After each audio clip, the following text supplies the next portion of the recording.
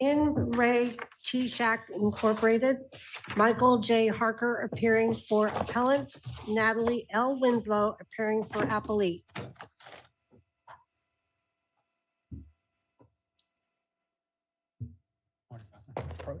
Right. Thank you. Good morning, Mr. Harker. Would you like to reserve any time?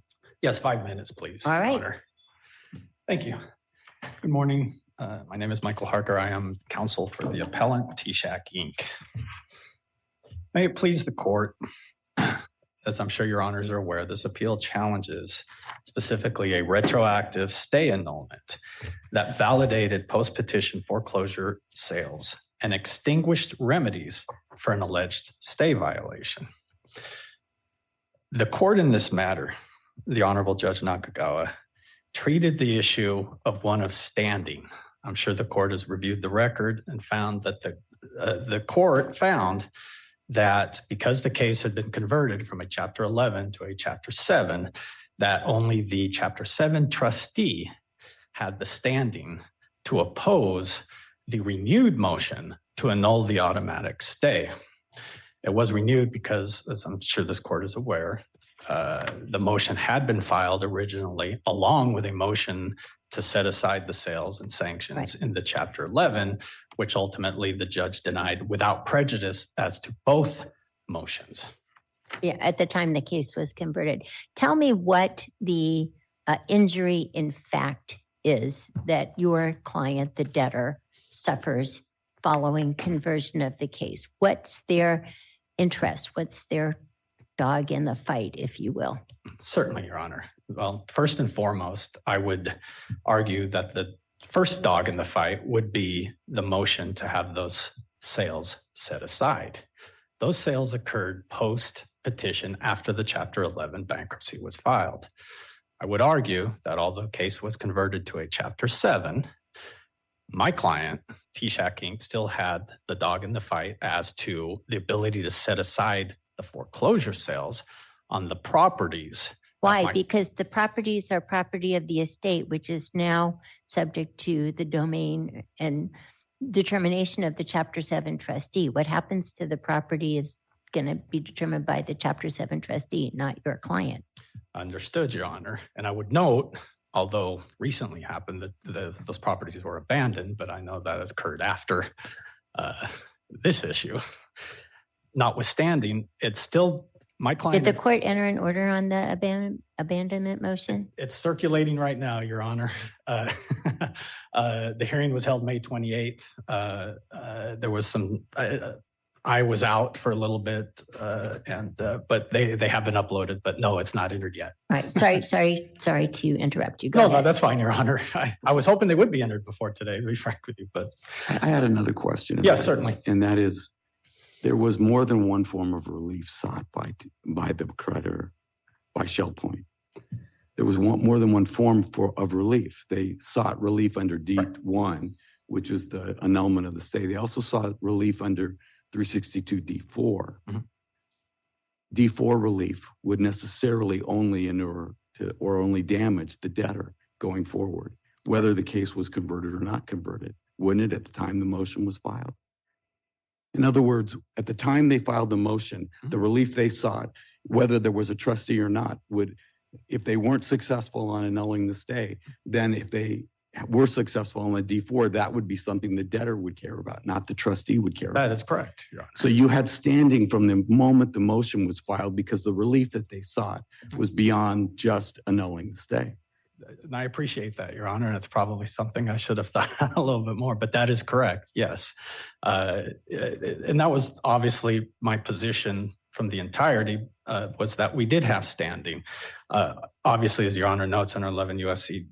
362 D4. But once again, as to the motion for sanctions, I still would argue that the sale occurred after the bankruptcy was filed. And although it was converted, and arguably a Chapter 7 trustee does administer the estate, my client is still an aggrieved party. Well, how is your Why? client aggrieved? Is there any showing of equity in this property?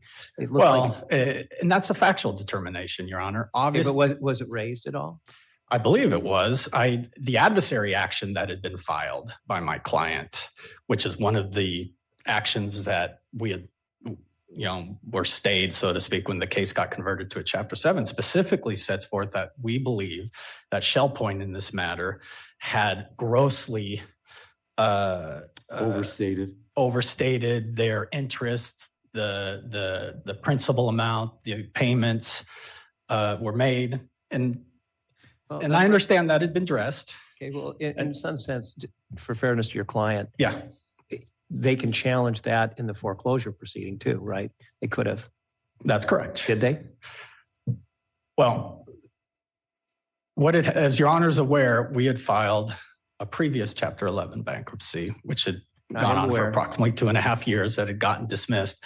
In the interim, we had prepared a new one, but to answer your question, it was not filed because they had set a sale so fast on these properties, we didn't have time to go in and attempt to get an injunction in state court, which is what I was hopefully attempting to do. We have subsequently filed a complaint once the stays were lifted. Of course, that was removed, but that order, which we're also waiting for, was to remand that case back to state court as well. The two grounds that Judge Gann was talking about, I think it was D2 and D4. I don't have the code in front of me right now, here, but the D2, wasn't there a sufficient record to annul the stay? Tell me why you don't think that the judge was correct in just annulling the stay. Well, and we clearly believe there wasn't a sufficient record to annul the automatic stay. In fact, in the transcript, Your Honor, the judge, through the entire proceeding, discusses the standing of the debtor. And then at the end, and I even had written down the page number, at the end of the transcript states there appears to be sufficient in re Fested. Hopefully I'm saying that. I apologize. I've been asking people exactly how to say that. Elements that were supported, but nowhere were those ever addressed by the court.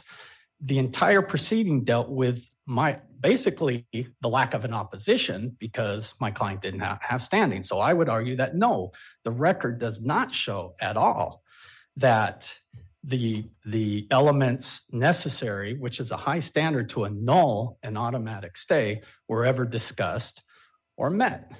They certainly discussed it in their motion. They did. They discussed it in the motion. And they put in the record, you put in the dispute about whether or not they had notice. They put in whether or not there was going to be injury or prejudice to them, right, or where it was inequitable not to. So that those issues were before the court. They were before the court, and I addressed those as well. Felstat says that there's no mechanistic application of the statute. Correct. That the focus is on the two areas that I just discussed, but those are not dispositive. Correct. The courts employ many factors, and it lists all the rest of the factors and emphasize that they are merely a framework for analysis and not a scorecard. And then in any given case, one factor may be dispositive, right? So in this instance, if the court made this, so the standard of review then in this case would be the conclusion the bankruptcy courts reach would be an abuse of discretion, right? Correct, yes. Which means that he had to either not identify the correct legal standard or his conclusions has to be implausible, improbable, or not supported by evidence in the record. Correct. He identified Felstat as the proper standard. There was certainly evidence in the record to support all of his conclusion. That is that they favored lifting or annulling the stay, correct? That's what we're assuming, Your Honor. Well, it was in the record, right? Because you put in evidence and the Shell Point put in evidence. We did put in evidence, Your Honor. But when I say we're assuming, it's because those were not addressed ultimately at the hearing.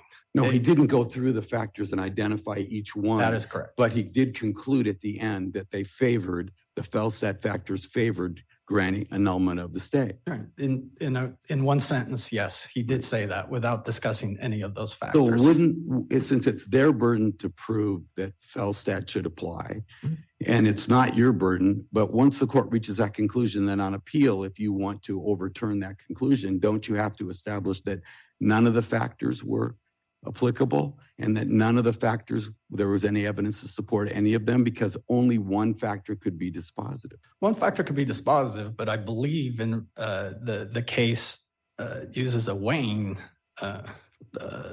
analysis. So even though maybe one would lean toward them, and of course, I could argue, for example, the fact that there was two bankruptcies isn't sufficient. The fact that But it could also be argued that the two bankruptcies was evidence of inequitable conduct by the debtor. it could, but ultimately it wasn't discussed at the hearing, although it was in the record. And we're once again assuming what the Honorable Judge Nakagawa would have ultimately decided. And I heard the clock go off, but just to finish my sentence, then I'll sit down. The position is that he should have made that analysis to allow, first of all, to allow my opposition and then make the analysis. And then perhaps we'd be on appeal on those issues if we had lost, but that analysis was never done. Thank you. Right, thank you. Mhm.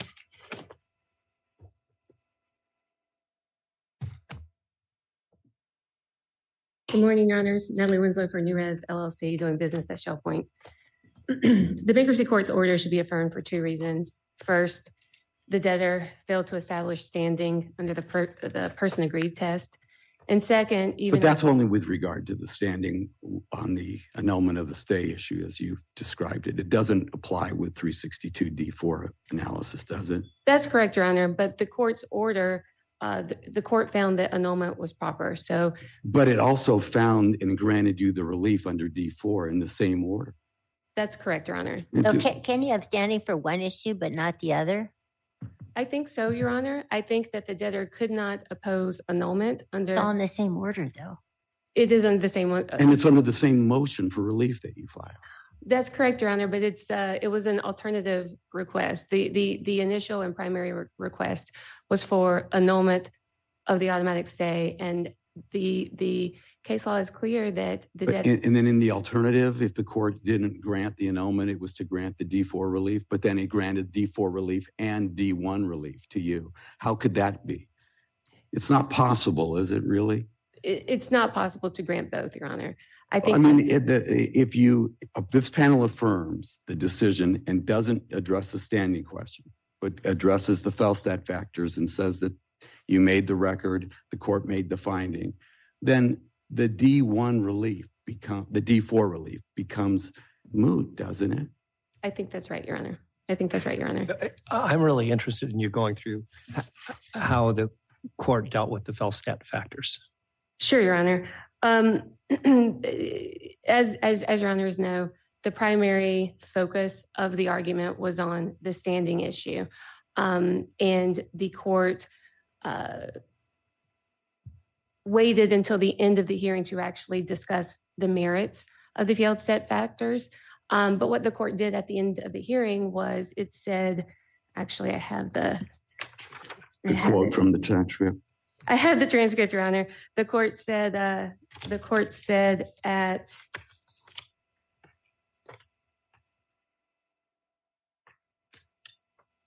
excerpts of record 1720, it said that it had analyzed the Felstat factors and that they weighed in favor of Newrez. And one of the things that the court found significant when making that ruling was that there was no benefit that would befall the debtor in granting annulment. And that is a point, actually, that the debtor conceded at the hearing, was that no benefit would inure to the debtor. The court specifically asked that question, and the debtor's counsel said no. That's also in the record at 1717 to 1718. That is one of the factors. It's the 11th factor for Felstat. And what this court has said before in cases like Henry Merriman, in Ray Cruz, is that the Felstat factors are not a mechanical scorecard. Any one factor may be dispositive. And keep in mind, as this court knows, the standard of review is abuse of discretion. So you're looking at whether the court made a legal error or a factual finding that was clearly erroneous. And I'll point out that in the debtor's briefing, it doesn't identify either a clear error. There's not. The Felstat factors are what the court should have analyzed this issue under, nor does the debtor identify any clearly erroneous factual finding. It can't, because the one the debtor conceded again at the hearing that no benefit would befall the debtor, and the court found that significant in granting relief. This court has said in In Re Cruz that not only may any one factor be dispositive, but if there is any support in the record, the bankruptcy appellate panel has looked at the entire record to find that the bankruptcy court did not abuse its discretion. And we went what the debtor tries to do in its briefing here is ask this court to reweigh the equities. And that is something that is not appropriate for appellate review in this circumstance. But that being said, we went through in painstaking detail, both in our motion to the bankruptcy court and in our briefing to this court, to show why the Fjellstedt factors overwhelmingly weigh in favor of new res. And I can go through those if Your Honor wants. I can continue to talk about that the court appropriately identified Fjellstedt at the end of the hearing.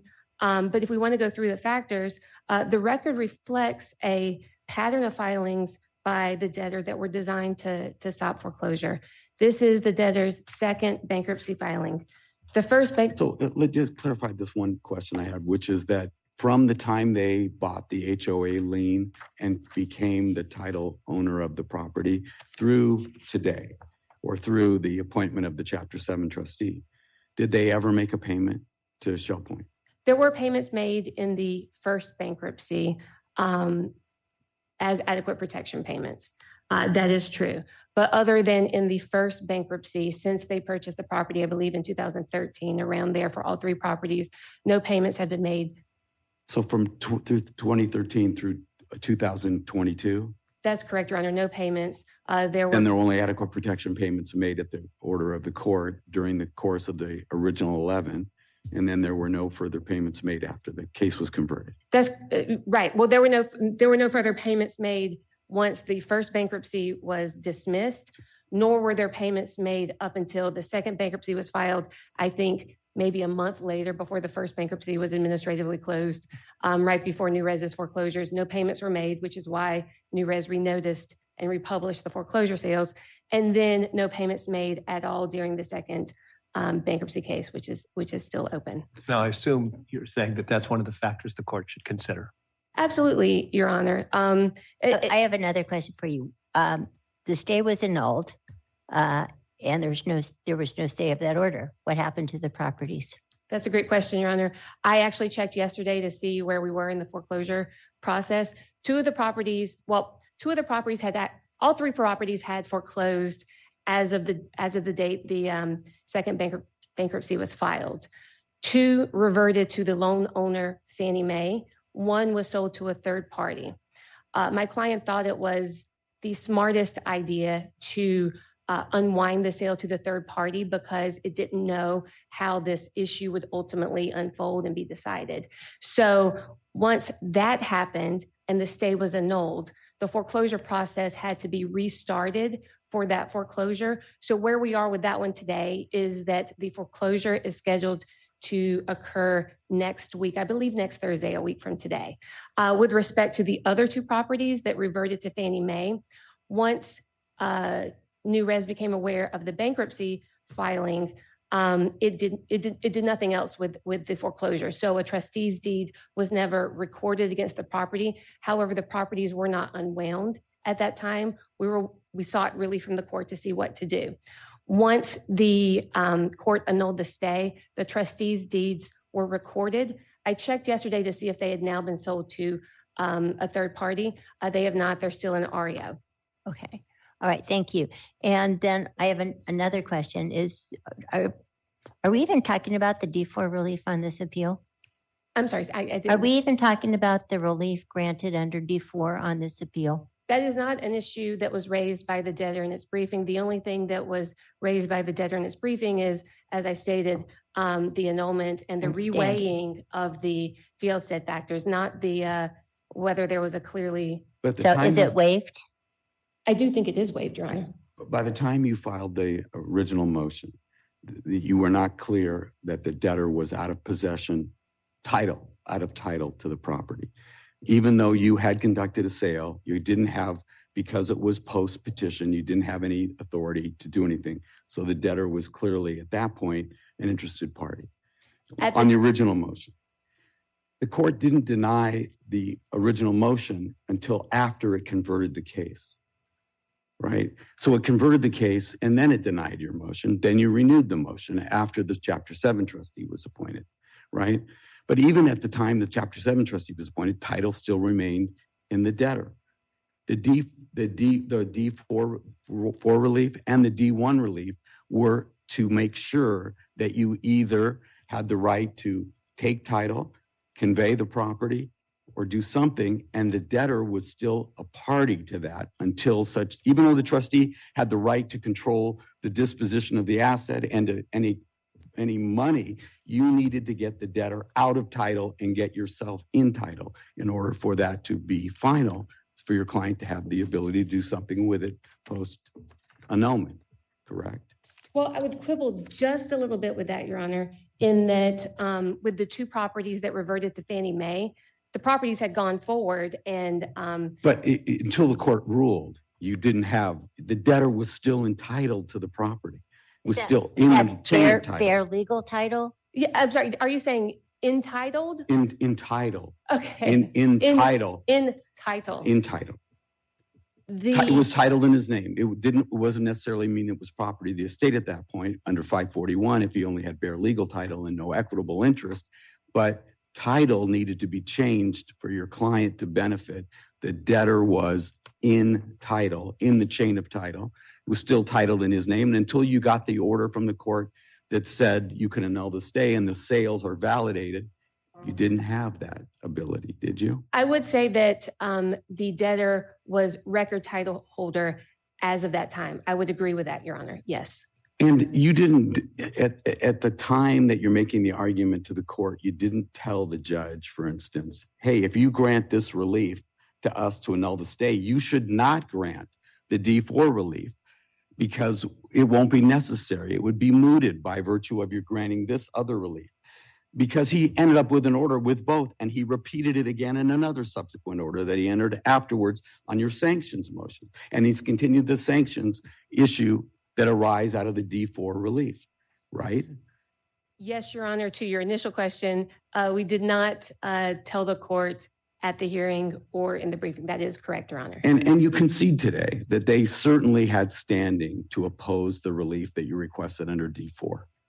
I do, but again, Your Honor, I don't think that that is actually before the court. Well, it is because his order is before us. We still have to deal with the fact that there is an order that says you got IMREM relief with D1 relief and you got D4 relief in the same order. We can ignore it because they didn't appeal it. We can say that it's moot by virtue of us affirming, but if we don't affirm, what do we do with an order that says that they have D4 relief? I understand your point, Your Honor, and I do agree with you that the order is what the order is, and we have to live with what it says. However, I do think it is significant, Your Honor, that is not the issue that the debtor is appealing here today. The issue is the reweighing of the Fieldstead factors. I agree that there's a simpler path to reality, which is the Fieldstead factors favored your client. Thank you, And Your Honor. you put that evidence in the record. That's right, Your Honor, but I appreciate the discourse. I'm not certain how much time I have left, but I'm happy to answer any questions that you may have. I have no idea how much time you have left. 2 minutes, Your Honor. Thank you. Two Thank you. minutes. I have nothing else for Your Honors unless you have questions for me. No, No. thank you. Thank you. Thank you for the back and forth. Thank you. Thank you, Your Honors. Counsel continuously stated, a few times, that I am attempting to get this court to reweigh the In re Fieldstead elements. That's not the issue here. They were never addressed. I understand they're in the briefing. I agree with that, but they were never addressed at the hearing because I was not given that opportunity, and it wasn't addressed in the ruling as well. But it was in the transcript, and he did mention it, and he did state that he considered and weighed them and thought they favored annulling the stay. What he said, Your Honor, it is on page 1720. That appears that all of the requirements to annul the stay as articulated in Felstead case, amongst others, seem to have been met in this instance. And notwithstanding the desire of the debtor to continue to press arguments that they no longer have standing to do to present.